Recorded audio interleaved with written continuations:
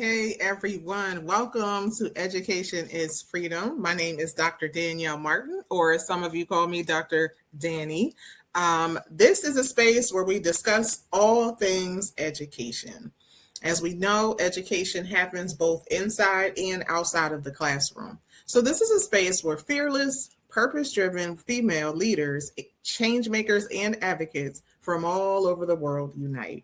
And so let's jump into it. I'm not going to spend time delaying. I want to welcome my guest, but first I want to just give you just a piece of her bio.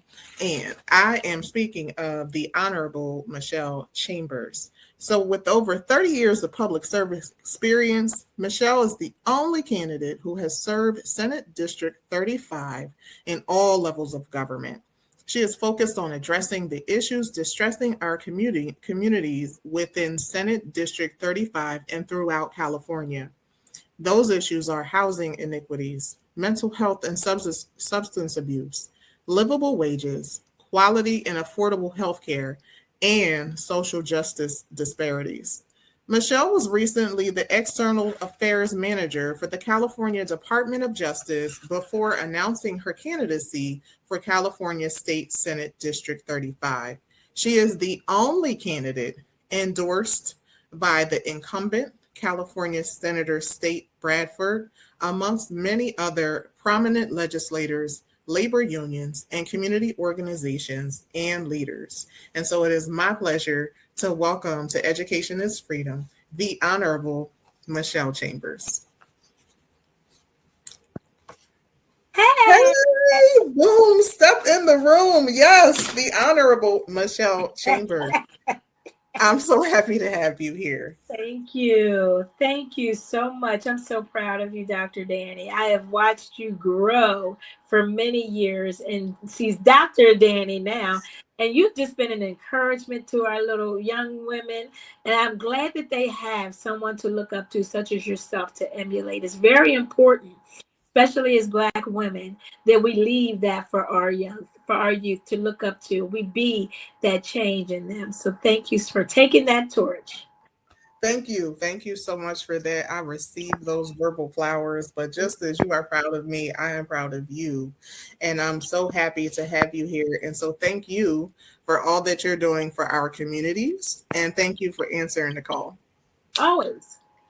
So we're gonna jump into it here. We got a great discussion ahead of us, and so those of you who are new to our show, the format of the show is I'm going to ask questions, but we are just really here for the dialogue and to educate ourselves and our audience. And so I'm just gonna jump into it. You ready to rock?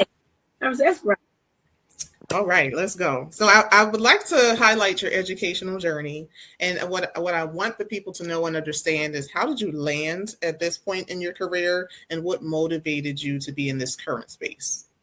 Thank you for that question, Dr. Danny. What landed me here actually was as a young child, my mother and grandmother taught me to be the change that I wanted to see in my community. And from that point on, as a very young age, my mother had us out there hanging door knockers for mayors and other elected officials that we seen that who we thought would be better to represent us and provide resources for our communities. And when we think about the selection of process of representation, it's easy to do it by just going outside and seeing things that you just want to see better. And that's how it starts. And I knew I wanted to see my trees trimmed, potholes filled. I wanted to see more resources and programs for me as a young girl. And so from that point, I said, you know what? I have to get out here and we have to get out here and elect people to provide those resources in our community. And I was blessed to, so growing up, that was my challenge. And I did that and accepted that challenge by going to the the Pennsylvania House of Representatives in Harrisburg. And there is where I represented and worked for the great state of Pennsylvania and the Legislative Black Caucus. And there is when I said, you know, this doesn't reflect us. That is when I really figured out that the resources were not equitable, that they were not fair, that they did not match other communities, such as Dauphin County, and that we were missing out. And so looking at that, I said, how can I reflect and how can I be changed and how can I help the future generation? And so with that, I accepted the challenge of relocating to the great state of California, where I had the opportunity to work for some awesome, prominent leaders, from Congresswoman Danielle Martin to Congresswoman Janice Hahn. And then I went to the Great Assembly, working as a senior field deputy in the county. And then I ran for office, where I won with 67% of the vote and became councilwoman for the great city of Compton. And prior, my last great, awesome position, I must mention if I can, where I was the first and only African American woman who was tapped to be the External Affairs Manager for California Department of Justice. And so being in these roles not Yeah. only afforded me an opportunity to serve, but provide what my community needs. And that's how I got here. Mm-hmm. Woo! Well, come on here. Come on here. And it's important for me to ask that question because everybody has a history. Everybody has a story, but I also want people to know that you're not new to this. You're true to this. Like this is what you 32 do. years. For 32 years, you have 32 years. been a public servant, and so I need people to understand the importance of that. This is not somebody who is just jumping in, um, you know, for excuse Yeah, me, the hell of it. But right. this is somebody who really has the passion to do so. And Absolutely. so I want to ask you this because it's important to me for my audience to understand the gap. I want to bridge the gap of knowledge between education and government. And so I want them to understand how they're both so closely intertwined. Can you speak to how closely they are related? Well, they're very related because to be educated is to be knowledgeable. To be knowledgeable is to know, and to know is to not be ignorant. And that is one thing we cannot be in this political climate. We have to educate ourselves. We don't have time to be ignorant anymore. And ignorance, with the definition of meaning not knowing. Let's be Mm-hmm. very clear about that. We have to know what we need, go after what we need. And so we talk about education. I want us to, there's two different platforms of that. So you have the one side of, did you go to college? Are you a political science major? Are you studying government? But you know what? This space requires you to just pay attention, and access to learn your all levels of government. Learn what office does what, who to go to for what, and where to go to when you need it, and that will help you make the critical decisions or who you should have in office to best represent your community. So education is a major component to how we better our community, how we provide for ourselves, and that is what's critical, is that we start providing for ourselves. And that is one of the ways that we can, is being educated on this process. Mm-hmm. And so one of the things that I encourage my students to do is to become familiar with who their state representatives are, whoever is sitting in those seats, That because these are the people, right, who sometimes decide on things educationally. These are the people who may raise tuition if you're in right, college. These right. are the people who decide on, or vote on minimum wage, That's right. and so why does civic engagement matter? Why is it important, so very important for us to jump in and get busy here? Civic engagement matters because civic engagement determines your future. Civic engagement determines how you will live the rest of your life. And we've Mm, already been uncomfortable. And what I mean by that is, from minimum wage, you're right, to increasing minimum wage. Everything from education to cost of education to, do we have the right to free education, to mm, affordable housing. These people who make these decisions. And it's important that we know who makes what. So just to give you an example, if you have an issue in your local area, in your city, that is your mayor. Those are your council members. If you mhm, have an issue with the Department of Motor Vehicles, that is going to be your state representatives. Anything mm, regarding state related, where it says Department of Pennsylvania, that is your state representatives. And that is when you go into that House of Representatives. Anything federal is like your Social Security, your federal government, or the Veterans Administrations, those things, military issues, those issues, federal grants and loans. They make our decisions. So it's important that we know who to go to for what, who makes Mhm. the laws for what for us, Mhm. but more importantly, to be engaged because again, the impact we don't is we don't have that time. We do not Mhm. have the time. We've already just seen Roe versus Wade. We've seen what happened in the Supreme Court. We are seeing that we're rolling back, and we have to protect our progress. And to do that is to stay engaged and fight. This is the summer of solidarity. You'll see unions all across the world, Yeah. from UPS to SEIU to healthcare workers. We are fighting for our rights, and we're doing that through government, and we're doing that to make a statement, and we're not laying down anymore. Mhm. So what I hear you saying for the people in the back, in Hey, case you're not hearing, is one of the things I hear you saying is elections and becoming engaged is deeper than a presidential election, well, no, our presidential is always important, but our local right? elections is where rubber meets the road. People often ignore those elections. They mainly a lot come out during the presidential, but your local elections are critical. That is where you're directly impacted at. That is where we fight for police justice. That is where we fight for accountability. That is where we fight for issues to serve in our community daily, public Right. safety issues. So no, we have to make sure that we look at all progress, all elections, more importantly, our local, Dr. Mhm. Danny, because again, it's critical. Yeah, yeah. And so when you were talking about, being the change that you wanted to see, your potholes in your street, the whether or not the trees were trimmed, and then I'm speaking to, you know, tuition being raised and, some other things. It is important that we engage on all levels and Absolutely. educate ourselves on all levels, Absolutely. so that we can be on in the know, but also so we know how to move. And so just for equality, when we Mhm. are children now, I have 5 Black grandsons who I'm fighting for in this Right, field every day so that right. when they get older, they can walk around in a hoodie and eat Skittles and be safe.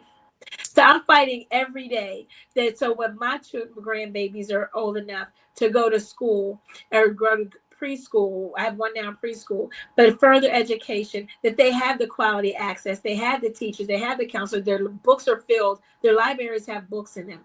That is what I'm advocating for. It's important that we look at our governors because our superintendents of instructions and our secretaries of educations make these policies for us. Yeah. So it's very critical. Governors, they can say the first 2 years, like we do in California, are free for college. Mm. That's important. You know how much money we save? That is Mm. that Mm. is a great opportunity. And so those are the things that we have to look at and advocate for. Fighting for Black women's health so that our Yeah. young ladies can live, giving Yes. them the access to care, that when you feel something different, that you have a quality doctors to provide you with the right services, the right medication, the right treatment that you need to stay well. And so Mhm. those are the things that I'm advocating for. And I urge everyone to stay engaged and stay involved so that you too can have to be afforded those things. Yes. Yes. So, in your opinion, how can we hold elected officials accountable? Like, I think it's very important to meet elected officials if you can, hold them accountable prior to getting into office. But what about when they get in office? Like, Hmm. what? How can we do that? So both ways. So one, that's why it's important to be involved in that process because there are going to be times where they may not be responsive. They may ignore an issue that you find important to you. And that's what you do. What's important to you? You got to be your best advocate, number one. And Mhm. so when they do not do something or do not do hold their word to a piece of legislation or hold their word to something they're going to do in your community, you face it and address it immediately. You Mhm. go send an email, you send a telephone call. But see, and not only that, we have staff. Go to that district director and say, listen, I say ask this, I did this, representative or mayor so and so did this, and this is how it's affecting me. Yeah. And this is how it's affecting my community. Petitions are powerful. You know, we do. You know, when it's more than one, you know, we know how to make the noise, and so continuously to be present, be in Yeah, their face. You know, use all levels of communication, social media, but by all means, hold them accountable to their word because it's your future that's at stake, and we have too many idle hands making policies for us right about now. We can't afford that anymore. we can't afford that anymore. So, as I mentioned in the beginning of the show, this is a global podcast. Yeah. So everywhere, everyone, everywhere will be able to hear this. What do you want to say specifically to your constituents in California as election day approaches? Well, what I really want to say to my constituents first, thank you so much for your support. You all have came out in droves, supporting me. You're signing up on my webpage. Thank you so much for the contributions. We know that money is the milk to a campaign, the mother's milk to a campaign. But more importantly, thank you for being engaged. Everywhere I go, you people stop me, even in a grocery store yesterday, and said, "How can I this?" And what's important is even though I'm running for state senate district, you can come to me for anything because everything is our issue. Nothing upsets me more than someone says, "Well, that's a state or that's a city issue. That's not me." All issues belong to me. All issues that you care about are mine. And so, to the constituents of the 35th, thank you for your support. Thank you. Let's get out there. Let's keep doing this. I want to say to all of my communities, I have a great Samoan base. I have a great Latino base. I have a great Asian base and definitely African American base. But thank you all so much because you watched me work. And many of you said when I asked, see, I ask questions like, what is it about me that you're supporting?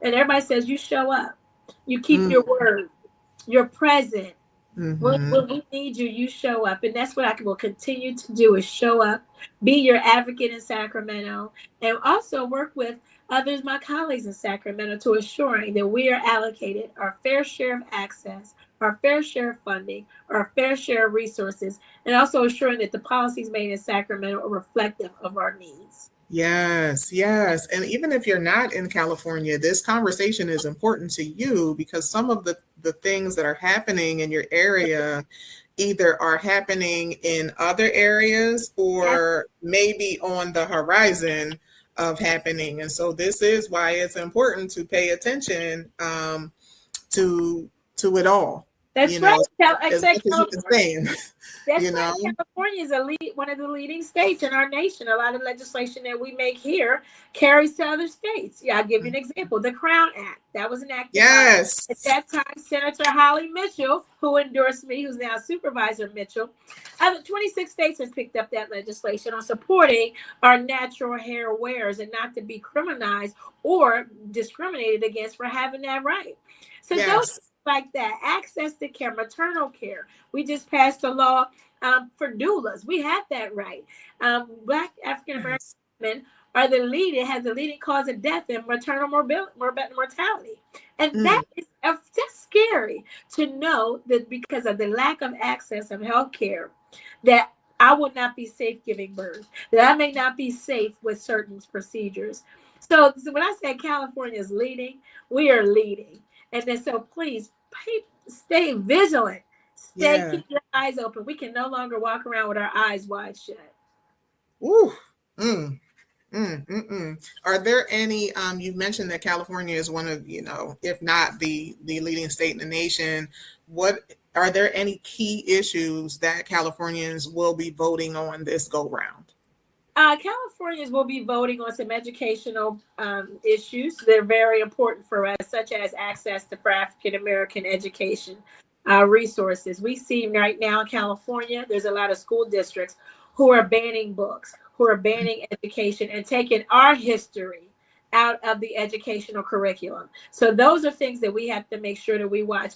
If we have the right to learn about all history, not Right. just African American, but the Holocaust, about everything. We have the right to learn about Cesar Chavez, Dolores Herrera, how they fought for farm worker rights and union rights, for us to be able to have farm to table food, union members. So when we talk about erasing history, we're talking about erasing legacies, and that is how they keep our children from making critical decisions when they're trying to keep us ignorant. And so education, healthcare issues, homelessness is a big issue here in California because you can live on our streets all year round.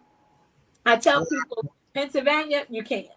You know, Right, the other right. states you can on the East Coast. So that's why Pennsylvania or California, excuse me, is one of those states with a high population of homelessness because the weather here. But just so we know, we have some great homeless legislation that is coming with some more resources. We're looking at, CEQA legislation, looking at affordability housing, and also working with our local governments to access the property. One piece of legislation I like to share, Dr. Danny, if I may, is Yeah. there's a piece of legislation that was initiated by Senator Weiner, and it was signed by the governor. And that's now allowing our faith-based organizations, our churches, to build housing. Do you know how critical that is now? That is That is wow. every listen, girl. And we know when we are in crises, we run to our faith-based organizations. We run to Yes. our churches, our temples. We run there. And so for now, them to have the opportunity to go through that red tape, not have to go through Hmm. that red tape, and be able to build affordable housing is amazing, and homelessness shelters. So those are some great things we have coming, and of course reparations. I am honored to succeed the senator who's led that charge, Senator Steve Bradford, and that is who I'll be succeeding. And so I will be gladly taking that mantle on, championing for reparations here in our state, and also being a part of the board on what that looks like. So we have a lot of things going on here. Yes. That's amazing. Yeah, Okay. Okay. yeah, So if you haven't, for those of you listening and watching, you might want to keep up with California news as well. yes, yes, because Just we're doing it just over here. again, just so that California and other states, what is happening on the ground floor there, and also what may be on the horizon of happening wherever you are. So Absolutely. let me ask you this. What would you say to the young girl, the person, the woman of color who is watching and or listening to this podcast right now and wants to run for office such as you? How would you encourage them? I would say trust yourself. Trust yourself. You know what you love and what you need and what serves you, what fuels you. Find out what your why is. And once you find out that why, you take that why head on. And we need our folks that look like me in these spaces so that we can even become even more beneficial to resources. So look at those opportunities. Look at what that looks like. And please, I had a mentorship program in my office and still do. So I encourage anyone, and I've done it on Zoom.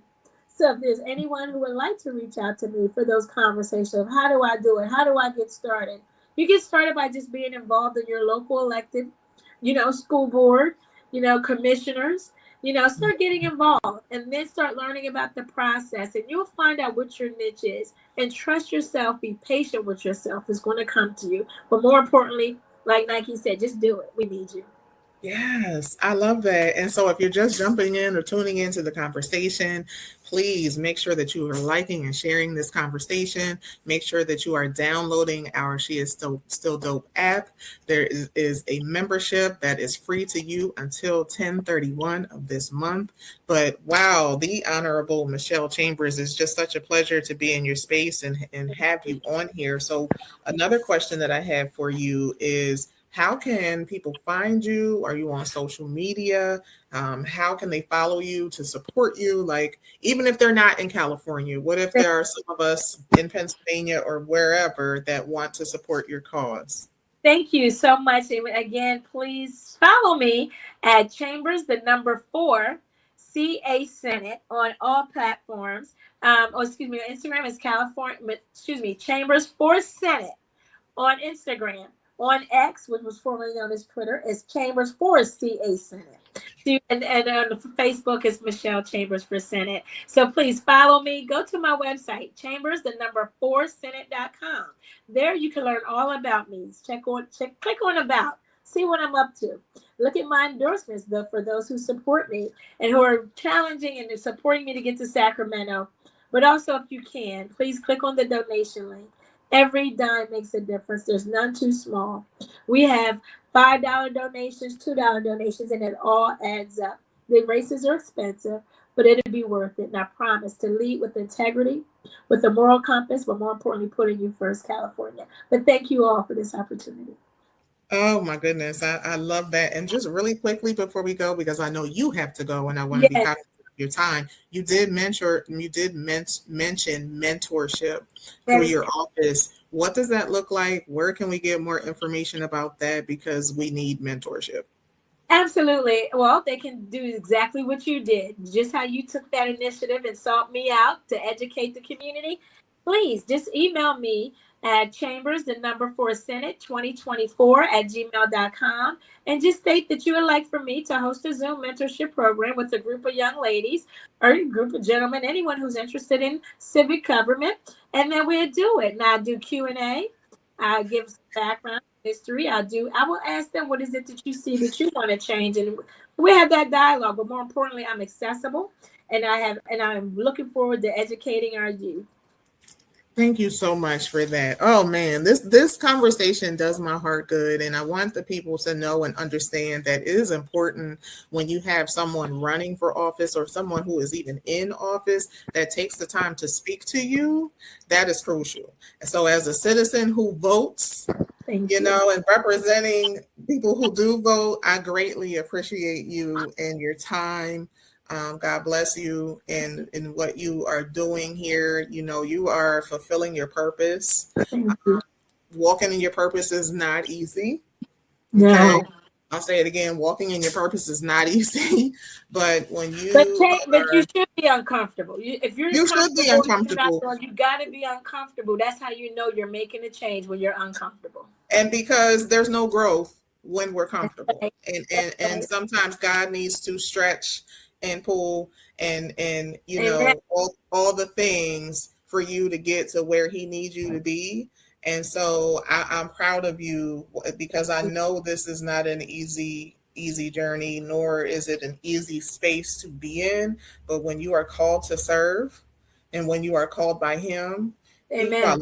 he qualifies you to do And that. he will prepare you, and if he's not going to bring you through it, he won't bring you to it. So trust your process, and just trust. That's the main thing. We just have to have that faith of a mustard seed. But I really appreciate you, Dr. Danny, again for taking this initiative and this charge on educating our community, our nation, our youth, everyone on the importance of civic engagement. It is a crucial time right now, and you're right on the button. So thank you so much for this opportunity. Keep doing what you're doing. It's working. Thank you. Thank you for that. Good luck in your race. We'll be watching, we'll be listening, we'll be following, we'll be supporting. Thank you. And we're going to let you go right now because I know you got a state to save, honey. Right. Okay. So we're going to go let you put your cape on. But Thank you. thank you so very much. Those of you who are still tuned in, thank you for joining us today on Education is Freedom. We hope that you can subscribe now. You can subscribe to YouTube. You can hear us on Google Podcasts, Spotify. I hope that you have been inspired and empowered by our conversation today. And so we will see you next time on Education is Freedom. Thank you so much, the Honorable Michelle Chambers. Thank you. Education is freedom.